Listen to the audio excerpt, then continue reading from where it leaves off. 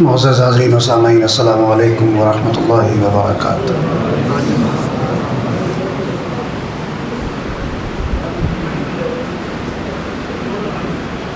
نحمدہ ونصلی علی رسولہ الکریم، اما بعد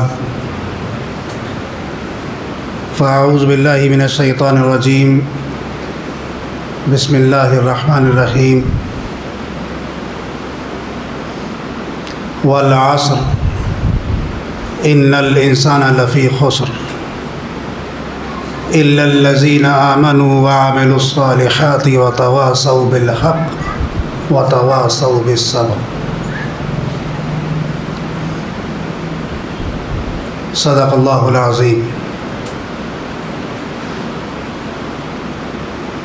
قال اللہ تبارک و تعالی فی شان حبیبہ الکریم،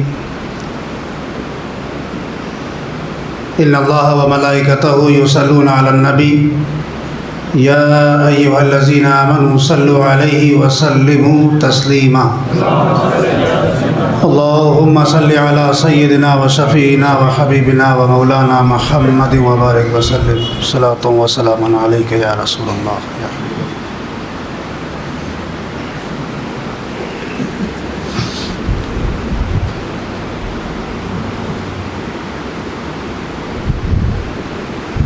اللہ رب العزت کا شکر و احسان اور اس کا فضل، اس کا کرم کہ ہم اور آپ یہاں اکٹھا ہو کر، جمع ہو کر، اللہ کے گھر میں جمع ہو کر اللہ کا اور اس کے رسول کا اور اس کے مقرب بندوں کا اور شہداء کا ذکر کرنے کے لیے حاضر ہوئے ہیں۔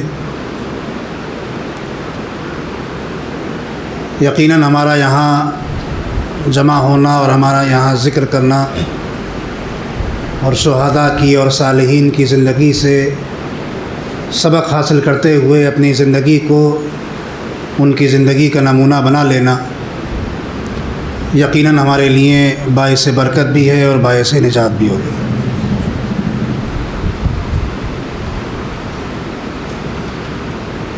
اللہ رب العزت ہمارے یہاں جمع ہونے کو، ہمارے یہاں اکٹھا ہونے کو اپنی بارگاہ میں قبول فرمائے اور ہمیں اس کا اچھے سے اچھا اجر عطا فرمائے، آمین۔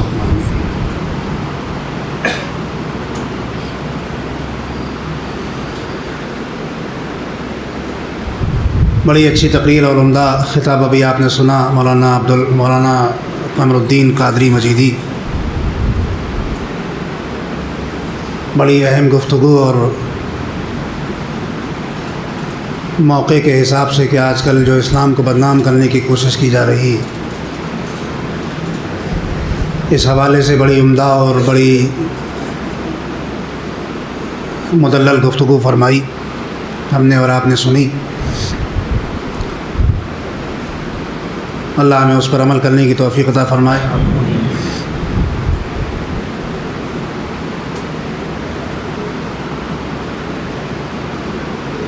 حضور قاضی دولہ فرماتے ہیں کہ دید ایک حقیقت تھی، ہجر ایک فسانہ تھا۔ دید ایک حقیقت تھی، ہجر ایک فسانہ تھا۔ ہم تھے جب مدینے میں وہ بھی کیا زمانہ تھا۔ ہم تھے جب مدینے میں وہ بھی کیا زمانہ تھا۔ اور یاد ہے فقط اتنا، ہم تھے اور سجدے تھے۔ یاد ہے فقط اتنا، ہم تھے اور سجدے تھے۔ آگے بے خودی جانے کس کا آستانہ تھا۔ آگے بے خودی جانے کس کا آستانہ تھا۔ غوث الثقلین شاہ جیلانی ہیں۔ غوث الثقلین شاہ جیلانی ہیں۔ قطب الکونین شاہ جیلانی ہیں۔ اور عینین رسول ہیں حسن اور حسین۔ عینین رسول ہیں حسن اور حسین، نور العینین شاہ جیلانی ہیں۔ سبحان اللہ، سبحان اللہ، بے شک۔ نور العینین شاہ جیلانی ہیں۔ پیر و مرشد تاجدار اہل سنت فرماتے ہیں کہ 4 سو ہے بارش فضل خدا بغداد میں۔ سبحان اللہ، سبحان اللہ۔ 4 سو ہے بارش فضل خدا بغداد میں، جلوہ گر ہے جانشین مصطفیٰ بغداد میں۔ سبحان اللہ، بے شک، سبحان اللہ۔ جلوہ گر ہے جانشین مصطفیٰ بغداد میں، اور ہے علی کے لاڈلوں کا لاڈلا بغداد میں۔ بے شک، سبحان اللہ۔ ہے علی کے لاڈلوں کا لاڈلا بغداد میں، شیر ہے ایک وارث شیر خدا بغداد میں۔ شیر ہے ایک وارث شیر خدا بغداد میں، اور مشکلیں حل کرتے ہیں مشکل کشا بغداد میں۔ مشکلیں حل کرتے ہیں مشکل کشا بغداد میں، رد بلا کرتے ہیں شاہ کربلا بغداد میں۔ سبحان اللہ، بے شک۔ رد بلا کرتے ہیں شاہ کربلا بغداد میں، اور پائے تخت بادشاہ اولیاء ہے اس لیے۔ پائے تخت بادشاہ اولیاء ہے اس لیے، سر کے بل لاتے ہیں سارے اولیاء بغداد میں۔ سر کے بل لاتے ہیں سارے اولیاء بغداد میں۔ اللہم صلی علی سیدنا و شفیعنا و حبیبنا و مولانا محمد مبارک وسلم۔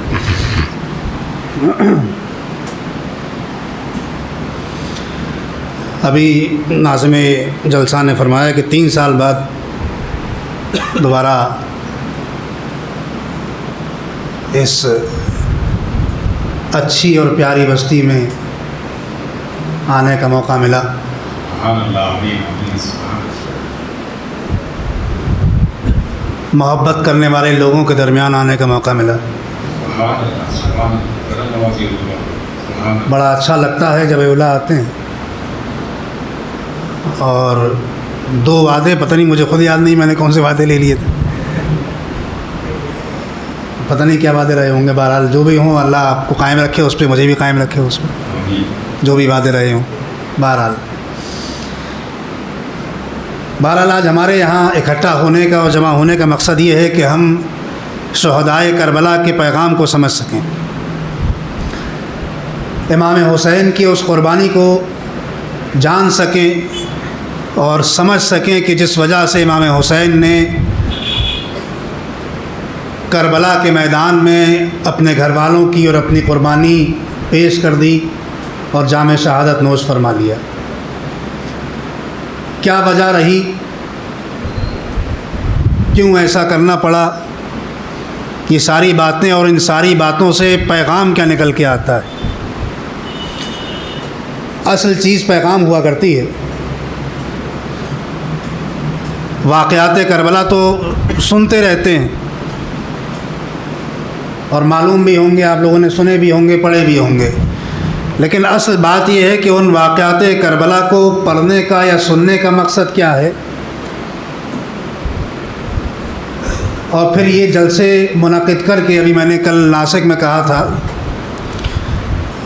کہ یہ ہماری خوش نصیبی بھی ہے اور ہمارے لیے فخر کی بات بھی ہے کہ الحمدللہ ہم اہل سنت والجماعت ابھی یہ محرم میں آ گئے تو 10 جلسے ہو جائیں گے، 1 محرم سے لے کے 10 محرم تک۔ اس کے بعد 1 مہینہ گزرے گا تو اگلا مہینہ ربیع الاول کا آ جائے گا،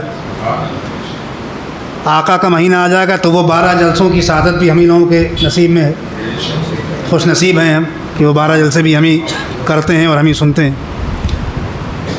اس سے آگے بڑھیں گے تو پھر ربیع الثانی آ جائے گا، غوث اعظم کا مہینہ، تو پھر 11 جلسے، 11 تاریخ تک مجلسیں مسجدوں میں، اور آگے بڑھیں گے تو پھر شہنشاہ ہندوستان، بادشاہ ہندوستان غریب نواز خواجہ کا مہینہ آ جائے گا، رجب شریف، اس میں پھر 5-6 جلسے اور مجلسیں ہوتی ہیں۔ تو یہ ہماری خوش نصیبی بھی ہے کہ اللہ رب العزت نے ہمیں اتنے دن عطا فرما دیے کہ ہم جن دنوں میں اللہ کے مقرب بندوں کو یاد کر کے ان کا ذکر کر کے اپنے دلوں کو منور بھی کرتے ہیں اور اپنی زندگی کو منور بھی کرتے ہیں۔ تو یہ ان سارے جلسوں کا اور ان مجلسوں کا اور ان گفتگو کا مقصد دراصل یہ ہوتا ہے کہ ہم جو کچھ ذکر کر رہے ہیں اور جس ذات گرامی سے منسوب ہو کر ہم ذکر کر رہے ہیں تو ہم اس ذات گرامی کی زندگی کو اپنی زندگی میں اتارنے کی کوشش کریں، اس ذات گرامی کے بتائے ہوئے راستے پر چلنے کی کوشش کریں، اس اللہ کے مقرب بندے کے زندگی کو اپنی زندگی میں نمونہ عمل بنا کر اپنی زندگی کو اس کی زندگی میں ڈھال دیں۔ یہی ان جلسوں کا مقصد ہوتا ہے، اور اگر یہ مقصد پورا ہوتا ہے تو پھر جلسے کامیاب ہوتے ہیں، اور اگر یہ مقصد پورا نہیں ہوتا ہے تو جلسے کامیاب بھی نہیں ہوتے، پھر کیا فائدہ؟ مقصد ہی دراصل اس کا یہ ہے۔ جس طرح اس مائک کا مقصد یہ ہے کہ میری آواز دور تک پہنچ جائے۔ اگر اس مائک کو میں ہٹا دوں، اس بنا مائک کے بولوں، تو ہو سکتا ہے کہ یہاں جتنے لوگ بیٹھے ہیں ان کو سنائی دے، اور اس مسجد کے حال سے باہر جو لوگ بیٹھے ہوں تو ان کو سنائی نہ دے۔ لیکن جب میں مائک پہ بول رہا ہوں تو مائک پہ بولنے کا مقصد یہ ہے کہ میری آواز دور تک پہنچ جائے، میری آواز کو یہ لوگ بھی سن لیں، اور ان لوگوں کے علاوہ حال کے باہر جو لوگ بیٹھے ہیں وہ بھی سن لیں۔ اب اگر یہ مائک اپنے اس مقصد کو پورا کرنے میں کامیاب نہیں ہوتا ہے، اگر اس مائک پہ بول کر بھی میری آواز حال سے باہر نہیں جا رہی، تو یہ بیکار ہے مائک۔ کیوں بیکار ہے؟ اس لیے بیکار ہے کہ یہ اپنے مقصد میں کامیاب نہیں ہے۔ اگر یہ اپنے مقصد میں کامیاب ہوتا تو میری آواز باہر بھی جا رہی ہوتی، جیسے کہ جا رہی ہے باہر۔ اب اگر نہیں جا رہی ہے تو اس کا مطلب یہ ہے کہ یہ مائک اپنے مقصد میں کامیاب نہیں ہے۔ اس کو بنایا اس لیے گیا تھا، جس سائنٹسٹ نے اس کو بنایا تھا وہ اسی لیے بنایا تھا کہ یہاں سے میں بولوں یہ آواز کیچ کرے، اور وہاں ایک اسپیکر لگا ہو اس میں سے آواز نکل جائے۔ تو یہی وجہ ہے کہ یہ جلسے جو ہوتے ہیں ان کا مقصد یہ ہوتا ہے کہ ہم اپنی زندگی کو سنوار سکیں، ہم اپنی زندگی کو اچھا بنا سکیں، ہم اپنی زندگی کو اللہ اور اس کے رسول کے بتائے ہوئے راستے پر چلا سکیں۔ ہم وہ کام نہ کریں جن سے اللہ اور اس کے رسول نے منع کر دیا ہے، ہم وہ کام کریں کہ جس سے اللہ اور اس کے رسول نے کرنے کا ہمیں حکم دیا ہے۔ تو اگر یہ ساری چیزیں ہم کرتے ہیں تو پھر یہ جلسے کامیاب ہوں گے، یہ اپنے مقصد میں کامیاب ہوں گے، اور اگر ہم یہ ساری چیزیں نہیں کرتے ہیں تو پھر یہ جلسے اپنے مقصد میں کامیاب نہیں ہوں گے۔ ہم آ کے سن لیں گے، یقیناً اللہ کے مقرب بندوں کا ذکر، اللہ کے صالحین بندوں کا ذکر، اللہ کے شہداء کا ذکر سننے کا ثواب ہمیں ضرور مل جائے گا، یقیناً ثواب ملے گا، لیکن ہم اگر اپنی عملی زندگی میں اس کو نہیں اتار پائے تو پھر یہ ہمارا سننا بیکار ہو جائے گا۔ بات سمجھ میں آئی ہے؟ تو لہٰذا ضرورت اس بات کی ہے کہ ہم جب یہ جلسے کریں تو پھر اس میں جو کہا جائے، جو سنا جائے، شاید اسی بات کے تحت میں نے تو وہ 2 وعدے لے لیے ہوں گے کبھی، شاید اب یاد نہیں آ رہا ہے کیا لیے تھے اور کیوں لیے تھے۔ تو اس کا مقصد ہی یہ تھا، میرے خیال میں ہو سکتا ہے کہ جو آپ نے سنا اس پہ عمل کریے اور 2 وعدے لے لیے، ہو سکتا ہے۔ تو لہٰذا ہم اس پر انشاءاللہ جو کچھ سنیں گے عمل کریں گے۔ اللہ رب العزت نے ارشاد فرمایا والعصر ان الانسان لفی خسر۔ اللہ نے زمانے کی قسم کو یاد فرمایا اور فرمایا ان الانسان لفی خسر، کہ بے شک انسان جو ہے وہ خسارے میں ہے، گھاٹے میں، نقصان میں۔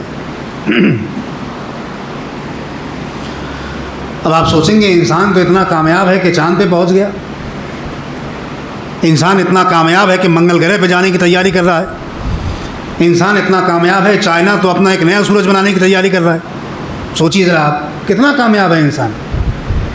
چائنا اس بات کی تیاری کر رہا ہے کہ وہ اس سورج کی طرح ایک اور سورج بنا لے۔ آپ سوچیے کتنی کامیابی، انسان ترقی کی منزلوں پہ چلتا چلا جا رہا ہے۔ انسان نے آسمان سے لے کر زمین تک اور سمندر کے اندر تک کھنگال ڈالا کہ کیا ہے، لیکن اللہ ارشاد فرماتا ہے کہ ان الانسان لفی خسر، کہ بے شک انسان گھاٹے میں ہے، انسان خسارے میں ہے، انسان نقصان میں ہے۔ کون سا انسان نقصان میں ہے؟ کون سا انسان گھاٹے میں ہے؟ اللہ نے آگے ارشاد فرمایا الا الذین آمنوا، کہ تمام انسان گھاٹے میں ہیں لیکن وہ لوگ جو ایمان لے آئے وہ فائدے میں ہیں۔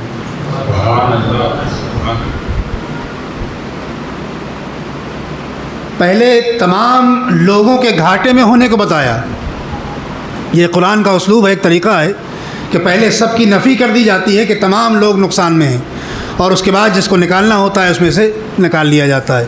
تو تمام لوگ نقصان اور گھاٹے میں ہیں، مگر وہ لوگ جو ایمان لے آئے وہ کامیاب ہیں. اب پتہ یہ چلا کہ یہ دنیاوی ترقی اور دنیاوی کامیابی دراصل اللہ کی نظر میں کامیابی نہیں ہے. یہ آپ دنیا والوں کی نظر میں تو کامیاب ہو سکتے ہیں. امریکہ کی نظر میں چائنا کامیاب ہو سکتا ہے، چائنا کی نظر میں رشیا کامیاب ہو سکتا ہے، رشیا کی نظر میں ہندوستان کامیاب ہو سکتا ہے، لیکن اللہ کی نظر میں دراصل یہ کامیابی نہیں ہے، بلکہ اصل کامیابی اللہ کی نظر میں یہ ہے کہ ایک انسان ایمان لے کر آئے، اللہ پر ایمان لائے، اور نہ صرف یہ کہ ایمان لائے، آگے ارشاد فرمایا کہ اچھے عمل بھی کریں. صرف انسان کا ایمان لانا اس کو نقصان سے نہیں نکال پائے گا، بلکہ کرنا یہ پڑے گا کہ ایمان لانے کے ساتھ ساتھ آپ کو اچھے عمل بھی کرنا پڑیں گے، اچھے اعمال بھی کرنا پڑیں گے، بہترین عمل کرنا پڑیں گے، وہ عمل کرنا پڑیں گے کہ جس کے کرنے کا اللہ اور اس کے رسول نے حکم دیا ہے. جب ایمان لے آئے، جب دین لے آئے آپ، تو پھر کچھ اس کے قانون بھی ہوتے ہیں، کچھ اس کے ضابطے بھی ہوتے ہیں. جس طرح ہم ہندوستان میں رہتے ہیں، ہندوستان ایک ملک ہے، اس کے کچھ اپنے قانون ہیں. کچھ قانون ہے کہ نہیں ہندوستان میں؟ ہے، یقیناً قانون ہے نا ہندوستان میں. کچھ اسی قانون کے تحت ایک ملک چلتا ہے. تو آپ کو اس قانون ہندوستان میں اگر رہنا ہے تو ان قانون پر عمل کرنا پڑے گا، ان قانونوں کو ماننا پڑے گا. جس طرح کسی بھی ملک میں کہیں بھی آپ چلے جائیے، ہر ملک کے اپنے کچھ قانون ہوتے ہیں، ان قانون پر عمل کرتے ہوئے آپ کو اس ملک میں رہنا پڑے گا. اسی طرح ہمارے ملک کے بھی قانون ہے. اسی طرح جب ہم ایمان لے آئیں گے، جب ایک انسان مسلمان ہو جاتا ہے تو پھر کچھ قانون لاگو ہو جاتے ہیں، کچھ اصول لاگو ہو جاتے ہیں، کچھ قوانین بنا دیے جاتے ہیں، کچھ حدیں بنا دی جاتی ہیں کہ اب اس حد سے آگے نہیں بڑھنا ہے. چاہے خوشی ہو تو بھی یہی حد ہے، غم کی ایک حد بنا دی جاتی ہے، کاروبار کی ایک حد بنا دی جاتی ہے، ملنے کی ایک حد بنا دی جاتی ہے. ہر چیز کو ایک اصول اور ضابطے کے اندر بنا دیا جاتا ہے. جیسا کہ مولانا نے فرمایا کہ اسلام ایک آفاقی مذہب ہے، اور اسلام کا جو قانون ہے وہ کسی انسان کا بنایا ہوا قانون نہیں ہے. یہ بھی بات یاد رکھیے گا، اسلام کا قانون کسی انسان کا بنایا ہوا قانون نہیں ہے. اسلام کا قانون اللہ کا قانون ہے، اس لیے اب نہ وہ بدل سکتا ہے، نہ تبدیل ہو سکتا ہے، نہ ختم کیا جا سکتا ہے. اللہ کا جو قانون ہے نہ وہ بدل سکتا ہے، نہ اس کو تبدیل کیا جا سکتا ہے، نہ اس کو ختم کیا جا سکتا.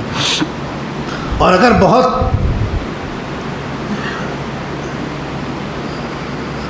ہم تو یقیناً اللہ کے بنائے ہوئے قانون پر آمنا و صدقنا، ہمارا سرخم ہے، لیکن جو لوگ نہیں مانتے ہیں اگر وہ بھی بغور مطالعہ کریں تو اسلام کے قانون سے اچھا قانون کسی کا نہیں. اگر تعصب کا چشمہ اتار کر اسلام کا مطالعہ کیا جائے تو اسلام سے اچھا دین اور اسلام سے اچھا مذہب کوئی نہیں ہے. کیوں نہیں ہے؟ اس لیے کہ یہ کسی انسان کا مذہب نہیں ہے، یہ خالق کائنات کا دین ہے، یہ اللہ کا بنایا ہوا مذہب ہے، یہ ایک فطری مذہب ہے. انسان کی فطرت جو تقاضا کرتی ہے ویسا مذہب ہے. تو کیا کرنا ہے کہ ایمان لانا ہے، گھاٹے سے نکل جانا ہے، نقصان سے نکلنا ہے تو ایمان لانا ہے. ایمان کے ساتھ اچھے عمل کرنے ہیں، نیک عمل کرنے ہیں، بہترین عمل کرنے ہیں. اپنی زندگی کو اللہ کے اور اس کے رسول کے بتائے ہوئے طریقے پر چلانا ہے. اپنی زندگی کو شہدائے کربلا کے بتائے ہوئے طریقے پر چلانا ہے.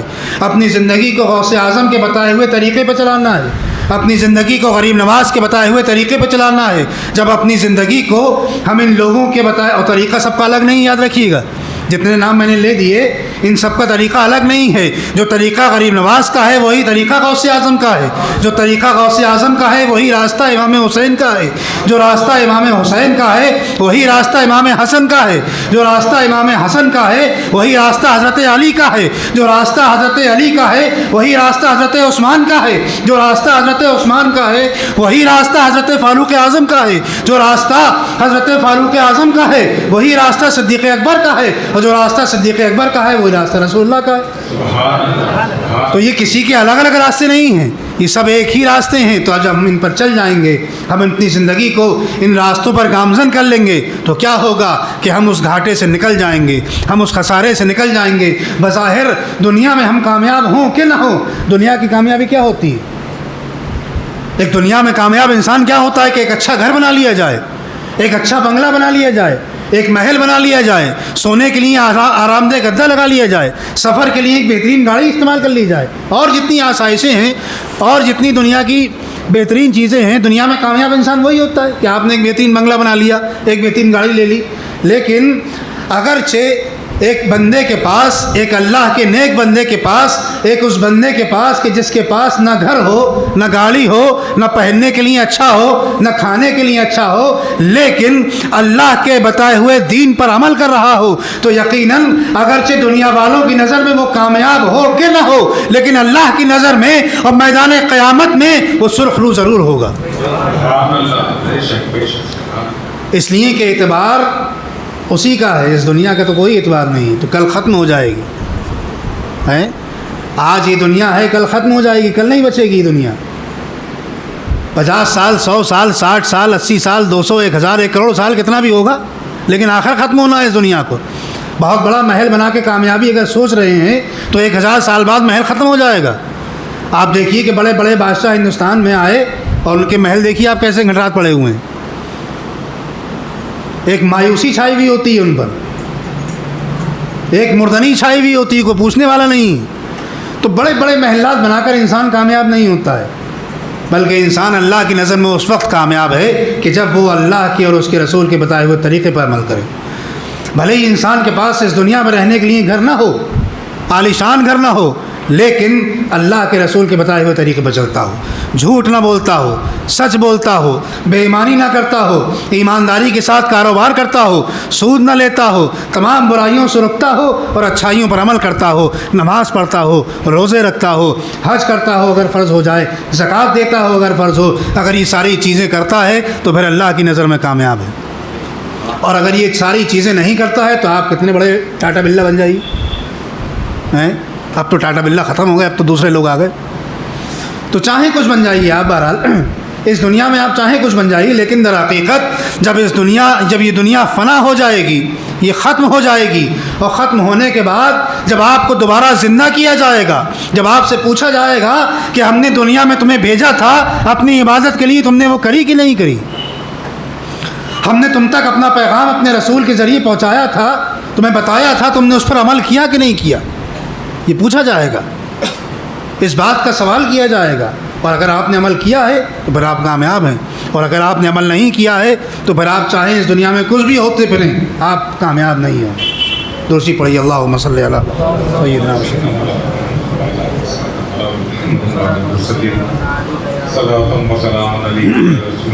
سیدنا نعرہ تکبیر، نعرہ رسالت، نعرہ غوث، حضور تاجدار اہل سنت، جشن شہدائے کربلا، حضور عصام میاں قبلہ، نعرہ تکبیر، نعرہ رسالت، نعرہ غوث۔ تو الا الذین آمنوا وعملوا الصالحات، اور نیک عمل کرے، وتواصوا بالحق وتواصوا بالصبر، اور کیا کرے؟ آپس میں حق کی تلقین کرے اور صبر کی تلقین کرے۔ ٹھیک، ایمان لائے، اچھے عمل کرے، حق کی تلقین کرے، اور وتواصوا بالصبر، صبر کی تلقین کرے۔ اب اگر آپ امام حسین کی زندگی کو اور کربلا کو اٹھا کے دیکھیں تو وہاں دو چیزیں واضح طور پہ نظر آتی ہیں، ایک صبر اور ایک حق گوئی ہے۔ صبر کیا، یزید کے ہاتھ میں ہاتھ نہیں دیا، یزید سے بیعت نہیں کی، اور کیا کیا؟ کلمہ حق بلند کیا۔ کیا اگر وہاں کلمہ حق بلند نہ کر کے اگر یزید کے ہاتھ میں ہاتھ دے لیتے تو کیا ہوتا؟ بچ جاتے، شہید نہیں ہوتے؟ نہیں، لیکن چونکہ نواسے رسول تھے، اللہ کے رسول کے نواسے تھے، دین کے سچے محافظ تھے، دین کے علمبردار تھے، تو کیا کیا؟ کلمہ حق کو بلند کیا، چاہے کتنا ہی ظالم و جابر بادشاہ ہو، سامنے کتنی ہی فوج سہی، لیکن اکیلے کھڑے ہو کر کلمہ حق کو بلند کیا، حق کی تلقین کیا اور صبر کیا۔ میں نے کل بھی یہ بات کہی تھی کہ مسئلہ دراصل یہ تھا کہ آخر یزید امام حسین سے بیعت لینے پر کیوں تلا ہوا تھا؟ یہ بات سوچی کبھی؟ آخر امام حسین سے ہی کیوں بیعت لینا تھی؟ بھائی اور بھی تو لوگ تھے، اور بہت سے لوگوں سے بیعت کر بھی لی تھی۔ بیعت کا مطلب یہ نہیں تھا کہ مرید کر لیتا، جیسے ہم لوگ مرید ہوتے ہیں نا، تاج سنت سے حضرت مرید ہو جاتے سے نہیں، یہ نہیں بیعت کا مطلب۔ اس کو بھی بیعت کہتے ہیں، مرید ہونے کو بھی، لیکن بیعت کا مطلب یہ تھا کہ یزید کے ہاتھ میں ہاتھ دینے کا مطلب یہ تھا کہ یزید جو کچھ چاہتا ہے، ابھی موقع پر جو کچھ چاہ رہا ہے اور آنے والے دنوں میں جو کچھ کرنا چاہتا ہے، اس پر امام حسین راضی ہو جائیں۔ دین میں جو بگاڑ اس نے پیدا کر دیا تھا، دین میں جو خرابیاں اس نے پیدا کر دی تھیں، یا آنے والے وقتوں میں جو بگاڑ اور جو خرابیاں پیدا کر رہا تھا اور کر سکتا تھا، امام حسین ان سب چیزوں پر راضی ہو جائیں۔ یہ مطلب تھا بیعت کا۔ اور امام حسین سے کیوں چاہتا تھا؟ اس لیے چاہتا تھا کہ اس کو معلوم تھا کہ چونکہ یہ نواسۂ رسول ہیں، دین ان کے گھر سے نکلا ہے، اگر میں نے ان کو راضی کر لیا تو پھر اس کے بعد میں دین میں جو چاہوں کرتا رہوں، کوئی مجھے کچھ کہنے والا نہیں۔ کیوں کہنے والا نہیں؟ اس لیے کہ جن کے گھر سے دین نکلا تھا وہ میرے ساتھ،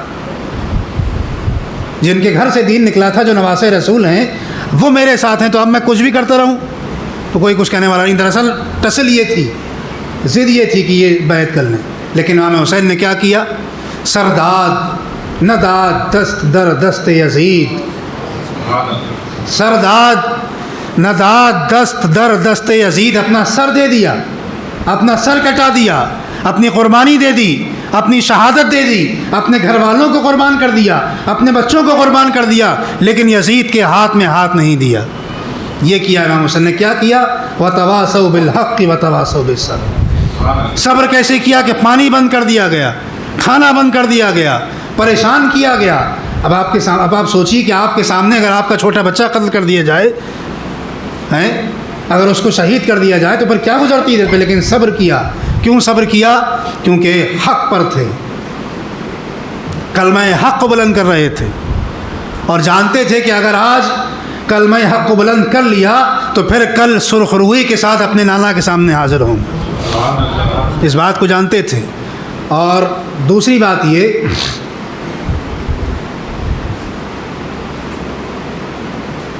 حق گوئی جو ہے، ہم سے اچھی کون جانتا ہے؟ یہ بھی ایک بات بتا دو۔ حق گوئی جو ہے وہ کس لیے کہ عین الحق سے لے کے اسید الحق تک،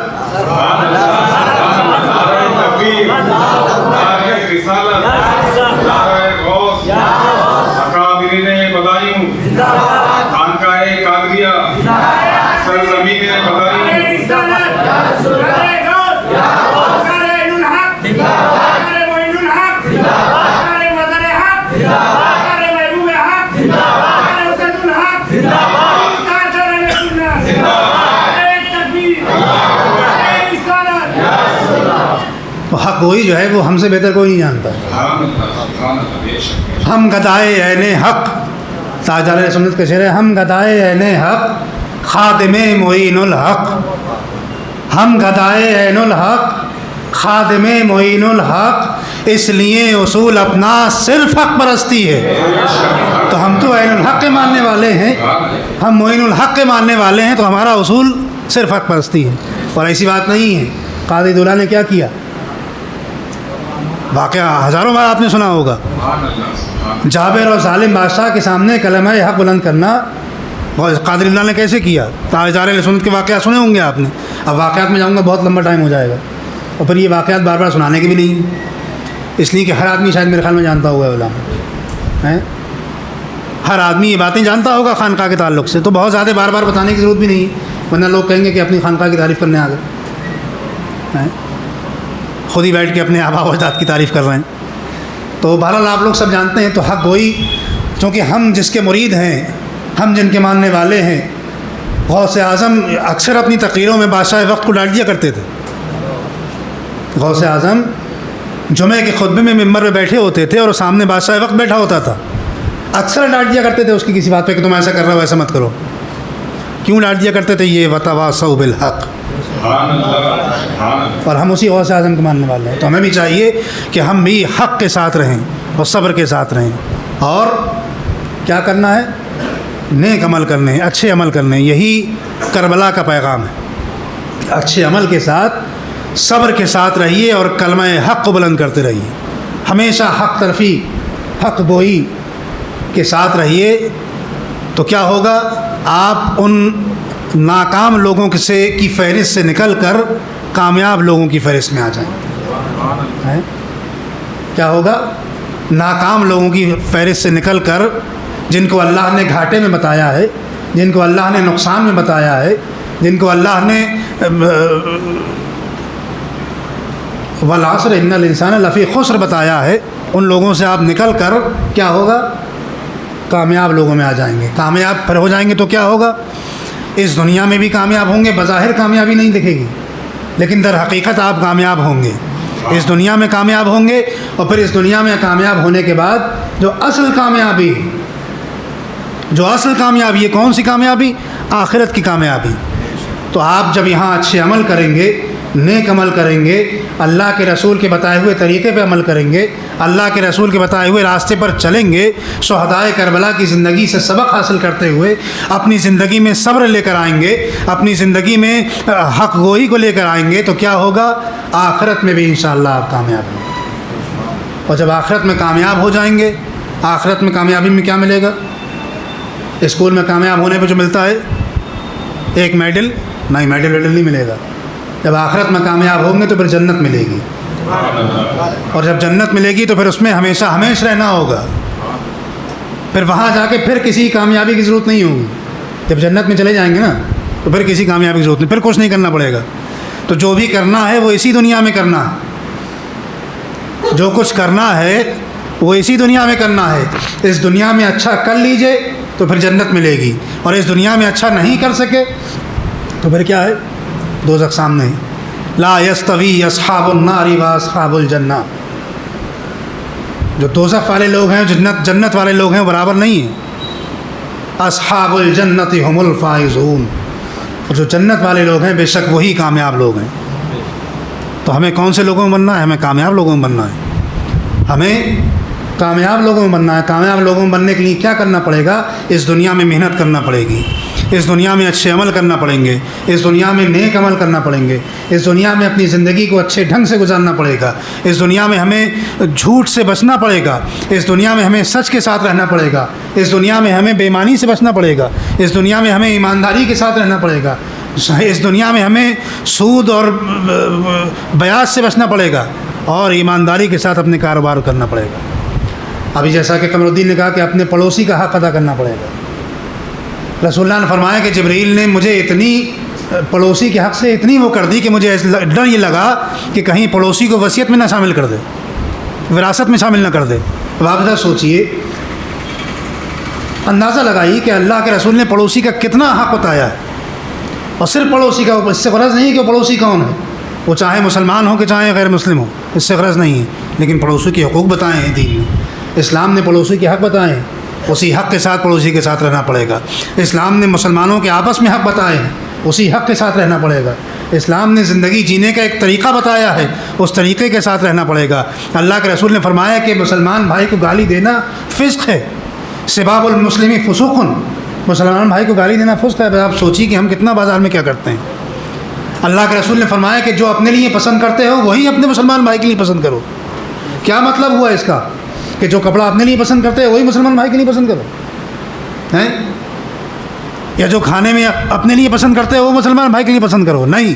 اس کا مطلب یہ ہوا کہ اگر تم چوراہے پر یہ پسند نہیں کرتے ہو کہ تمہیں گالی دی جائے تو یہ اپنے بھائی کے لیے بھی پسند مت کرو کہ اس کو گالی دی جائے. اگر تم اپنے بارے میں یہ پسند نہیں کرتے ہو کہ تمہاری کہیں غیبت کی جائے تو اپنے بھائی کے لیے بھی پسند نہ کرو کہ اس کی بھی غیبت کی جائے. یہ مطلب ہے اس کا کہ اپنے بھائی کے لیے پسند کرو. کپڑے بڑے سے کوئی تعلق نہیں، کپڑے پسند کر لیے اپنے بھائی کے لیے، لیکن اس کا مقصد یہ ہے کہ جو آپ خود پسند نہیں کرتے کہ آپ کو کہیں چوراہے پہ کھڑے ہو کے ذلیل کر دیا جائے، یا آپ خود پسند نہیں کرتے. کسی کو پسند ہے کہ اس کو چوراہے پہ کھڑے ہو گالی دی جائے؟ نہیں پسند ہے نا. تو یہی بات اپنے بھائی کے لیے پسند کریے. تو مسلمان کے مسلمان آپس میں حقوق ہیں. پڑوسیوں کے حقوق ہیں، انسانی حقوق ہیں، اللہ کے رسول نے سب بتا دیے۔ اب ہمیں صرف چلنا ہے، ہمیں کیا کرنا ہے؟ ہمیں صرف اس پر عمل کرنا ہے، اس پر عمل کرتے ہوئے اپنی زندگی کو گزار دینا ہے، اپنی زندگی کو کاٹ دینا ہے، جتنی بھی زندگی اللہ نے عطا فرمائی ہے۔ اس کے بعد کیا ہوگا کہ جب ہم قیامت کے دن اٹھائے جائیں گے تو ہم شرمندہ نہیں ہوں گے، بلکہ ہم سرخ روئی کے ساتھ اٹھائے جائیں گے۔ ٹھیک، ہمارا نامہ اعمال ہمارے الٹے ہاتھ میں نہیں ہوگا، بلکہ ہمارے سیدھے ہاتھ میں دیا جائے گا اگر ہم نے اچھے عمل کر لیے، اور سیدھے ہاتھ میں دے کر اللہ رب العزت ہمیں کامیاب لوگوں کی فہرست میں شامل کر دے گا، اور پھر شفاعت رسول تو انشاءاللہ برحق ہے۔ انشاءاللہ ہم تمام لوگوں کو اللہ کے رسول کی شفاعت کی امید بھی ہے اور یقین بھی ہے، اور انشاءاللہ شفاعت فرمائیں گے بھی، اور یقیناً اسی شفاعت کے ذریعے ہمارا اور آپ کا بیڑا پار ہوگا انشاءاللہ۔ لیکن ایسا نہیں کہ صرف اسی پہ بھروسہ کر کے بیٹھ جائیے، اللہ کے رسول نے جن چیزوں کو کرنے کا حکم دیا ہے ان چیزوں کو کرنا چاہیے، اور اسلام نے جن چیزوں سے روک دیا ہے ان چیزوں سے رک جانا چاہیے۔ جب رک جائیں گے تو پھر کیا ہوگا؟ ہم کامیاب ہو جائیں گے، دنیا میں بھی آخرت میں بھی، اور پھر جب آخرت میں کامیاب ہوں گے تو کیا ملے گا؟ جنت مل جائے گی۔ جب جنت مل جائے گی تو کیا ہوگا بتائیے؟ جب جنت مل جائے گی تو کیا ہوگا؟ کچھ نہیں ہوگا، عیش ہوگا، آرام ہوگا، اطمینان ہوگا، اللہ کے رسول کا دیدار ہوگا، اللہ کے رسول کے چہرے زیبا کی زیارت ہوگی، کبھی غوث اعظم کا دیدار ہوگا، کبھی شمس ماریرہ کا دیدار ہوگا، یہی سب ہوگا جنت میں۔ کبھی دودھ کی نہریں بہہ رہی ہوں گی، کبھی پانی کی، میٹھے پانی کی نہریں بہہ رہی، یہی سب ہوگا، پھر کچھ نہیں ہونا ہے۔ آخری منزل جنت ہے، اس تک پہنچنے کے لیے تھوڑی محنت کرنا ہے، اس کے بعد پھر کوئی اور منزل آگے نہیں ہے، پھر وہ آخری منزل ہے، ختم ہو جائے گی بات وہاں۔ پھر وہاں نہ کوئی بڈھا ہوگا، نہ کوئی مرے گا، نہ کوئی بچہ ہو، کچھ نہیں ہوگا، ختم، آرام سے زندگی گزاری ہے وہاں۔ ٹھیک، تو کرنا کیا ہے کہ نیک اعمال کرنے ہیں، صبر کے ساتھ، حق گوئی کے ساتھ، حق کی تلقین کے ساتھ ہمیں اور آپ کو اپنی زندگی کو گزارنا ہے، اللہ کے رسول کے بتائے ہوئے طریقے پر اپنی زندگی کو گزارنا ہے۔ انشاءاللہ ہم کامیاب ہوں گے، اور پھر اس دنیا سے جانے کے بعد قیامت کے دن سرخ روح ہو کر، کامیاب ہو کر کیا ہوگا؟ انشاءاللہ جنت میں ملاقات ہوگی۔ وآخر دعوانا الحمدللہ رب العالمین۔ السلام علیکم ورحمۃ اللہ وبرکاتہ۔